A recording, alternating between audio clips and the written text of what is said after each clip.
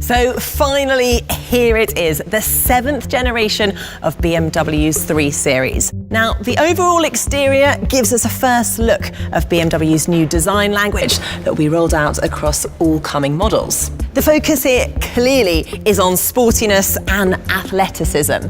Just take the wide stance, for example. It's even further accentuated by the optical connection of the kidney and the headlights. And talking about headlights, they come with standard LED technology and an optional laser light upgrade for added visibility and safety. The 3-dimensional tail light now also features some dark glass on top, giving them a lower, more dynamic look.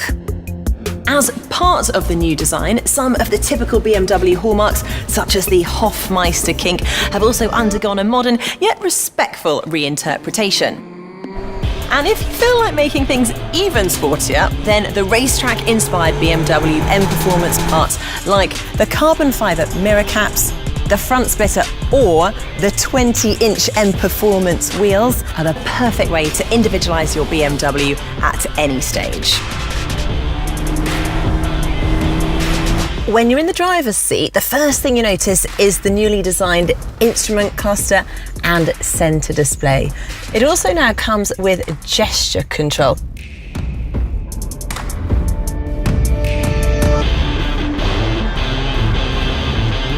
Another high-end feature is the reversing assistant, which comfortably navigates you out of narrow alleyways or parking spots.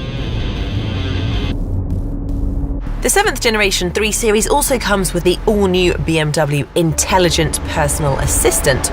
Let me show you. Hey, BMW, what can you do for me? I can control various functions for you. It not only just controls functions for you, it learns your habits in order to control them just like you.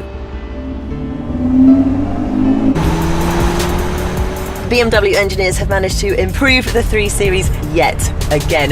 The 4-cylinder engine goes from 0 to 100 kilometers an hour in just 5.8 seconds.